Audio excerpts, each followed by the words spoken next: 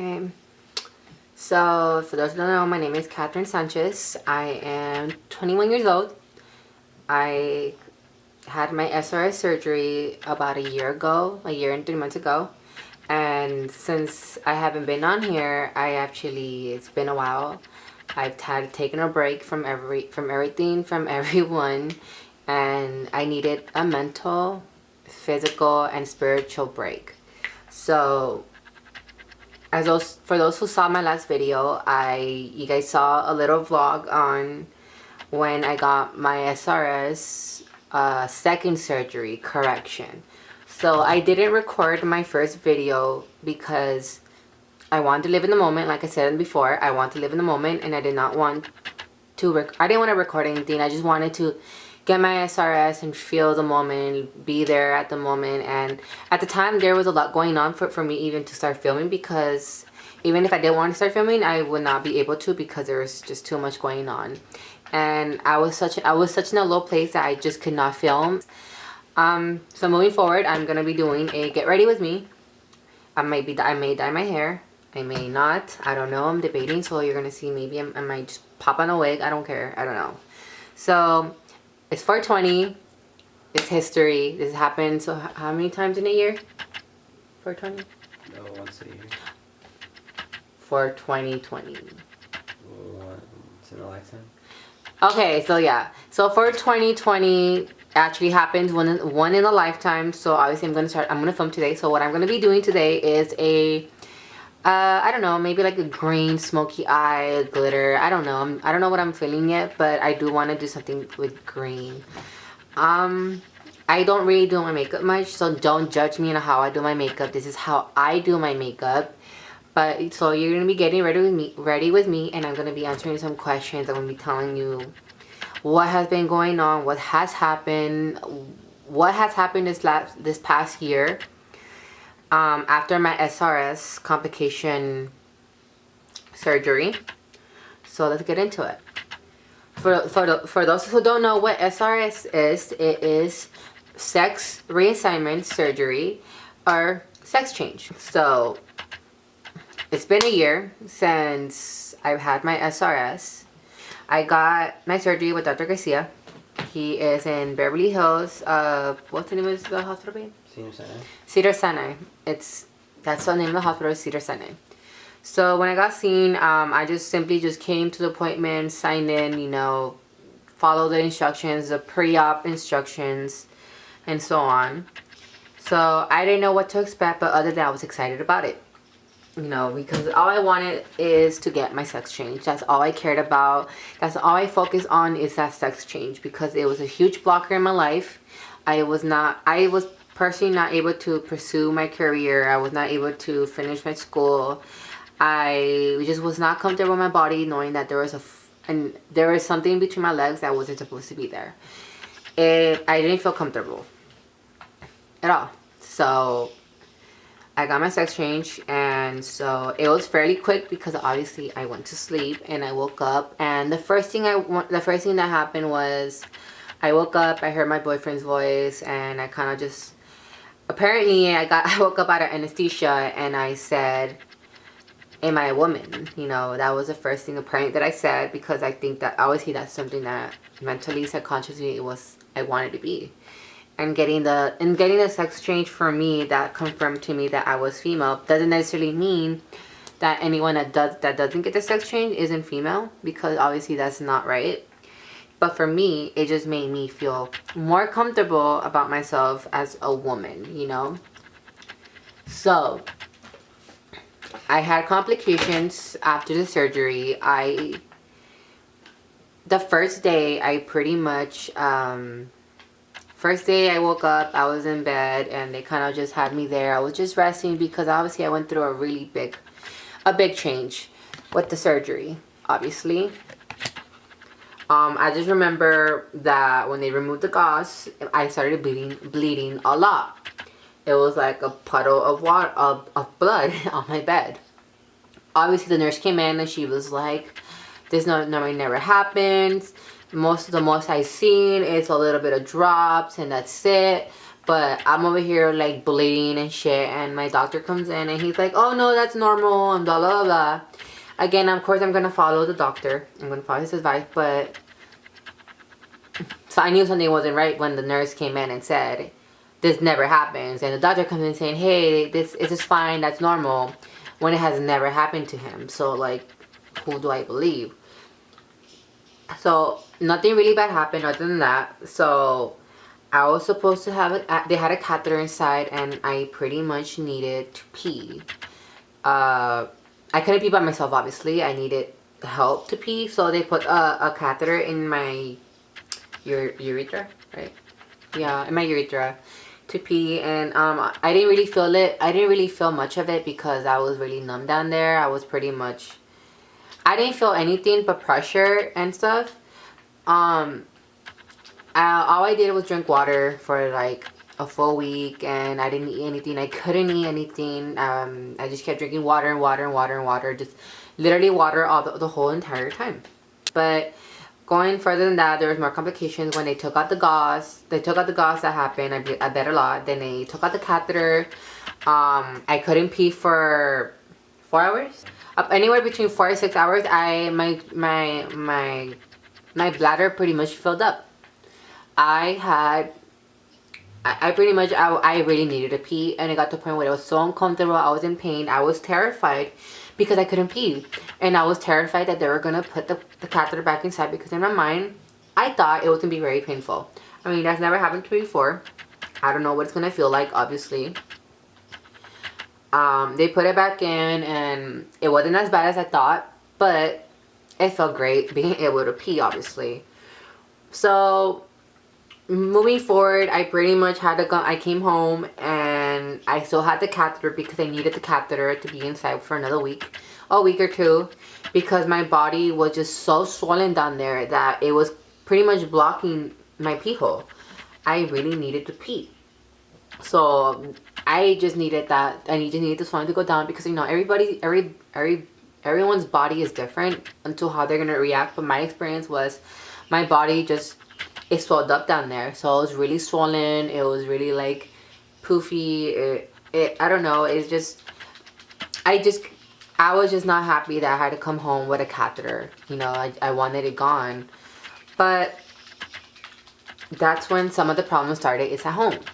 I had to dilate, obviously. So since the day one, since the hospital, they had me dilate, and I couldn't dilate. So I was supposed to have 6.5 inches of depth, and when I put the dilator inside, pretty much I couldn't put it all the way to where the doctor said it was supposed to fit. So we're like, okay, no big deal. It's probably because you're so swollen. It's you know, it's gonna take some time, but I still had pretty good depth. So when I came home and it was time to dilate, I started noticing that rapidly I started losing depth. I started to lose the dilator would not go more inside. It just, anytime that I tried to push the dilator in more, I felt this really like pressure, like more like a rip down there, like a stab. And I thought that, oh my god, did I just like rip my vagina open, or did I rip a stitch? I don't know. Weeks pass, months pass. So within the weeks and months, I was in so much pain, because I would just start to wake up randomly at nighttime, daytime. It didn't matter what time it was.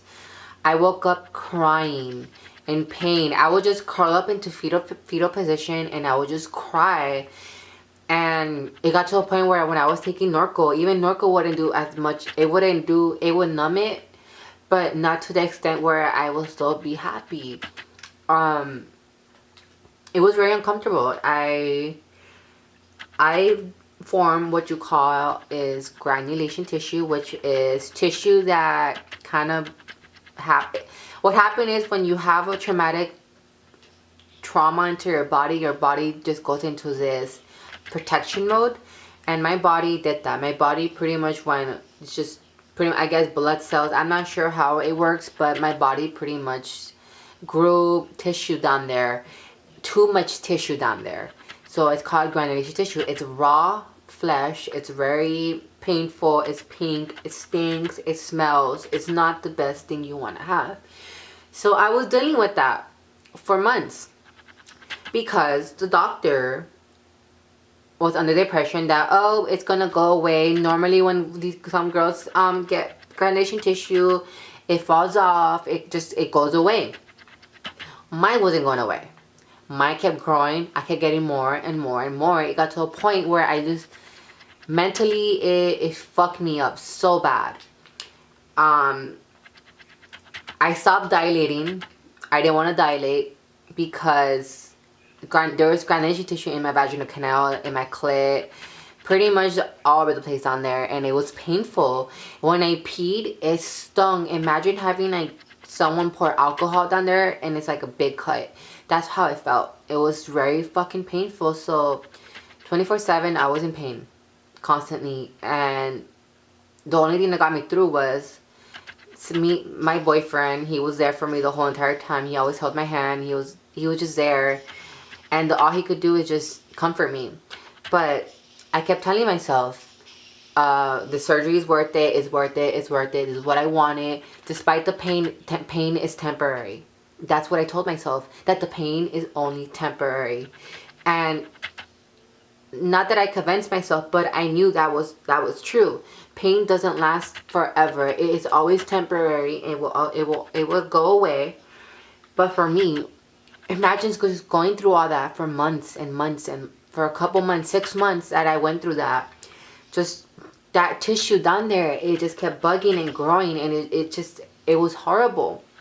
So for everyone that saw, I made a vlog a second time about my SRS complication. I explained to everyone pretty much what it was. You guys saw that I pretty much went to surgery. It came out. I was a little funky because I was under anesthesia. I looked a little stupid, so like, so be it. I don't care. It's funny. But ever since then, I did say I was going to come out with a video to let everyone know what's going on, how I'm doing. But honestly, that really took a mental toll on me. I stopped dilating, to be honest. Ever since then, I just stopped dilating because I was so fucked in the head that anytime I felt like I was going to put a dilator down there, I was going to feel that pain. And honestly, no one ever told me this. No one ever really talked about how rough it could be getting the surgery. And I'm not trying to say this to scare anyone. I'm not trying to do this just to like tell people like, oh, the surgery is horrible.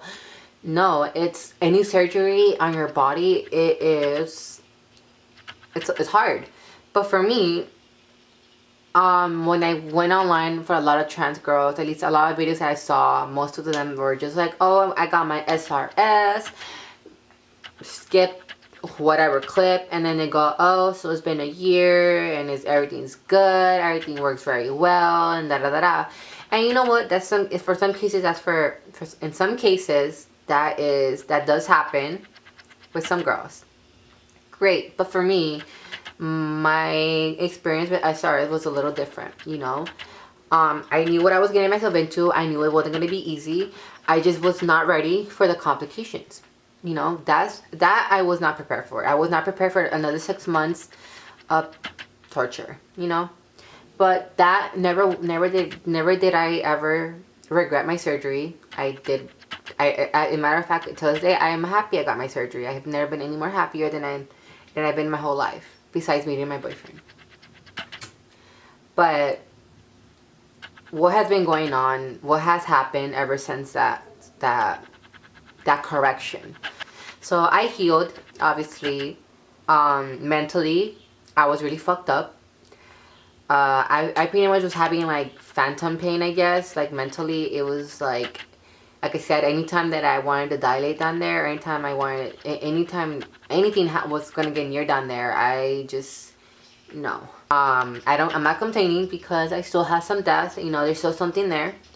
But I was supposed to have another surgery for me to go under, not under the knife again, but they're gonna use a robot type thing to pretty much go under my skin, under my stomach, and take a stomach lining and making that to another vaginal canal, just attaching it to whatever I have left. Because of my last surgery, because of what I went through, I postponed that because I did not want to do another surgery. It was already hard. I was not prepared to go through another psychological ride. I waited for a very long time for me to finally mentally, physically, and spiritually heal, and that's where I am today. Now it is 4/20/20. Everything has gone a little better, but that's about it. I mean, this whole year I just focused on my school, I focused on my career, I focused on my relationship. I was not able to do that for a while. You know, I was not able to do school because I hated tucking. You know, that's one thing that I hated the most because it's very painful. It's not comfortable. You're sitting pretty much on the penis, on your testicles all the time. And getting the surgery for me was pretty much a lifesaver because I was just so fucking annoyed. I was just fed up with tucking and all that. But honestly, this whole year, a lot has happened, but the most that has happened is that I mentally healed. And I am ready to go back to fix my surgery. Honestly, I'm probably gonna film that one because I want everyone to see what I'm gonna go through. If I'm gonna have complications, we don't know. But I don't know. To be honest, I don't know. So my camera kind of died in the middle of me doing my makeup.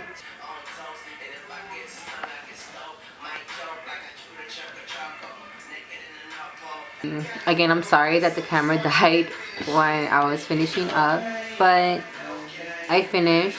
I'm gonna go ahead and probably dye my hair like a little pink. I mean, this hair goes well with the today, but you know, I want to change it up today. I want to change it up in general because I've had this color for quite a while. But yeah, that's it.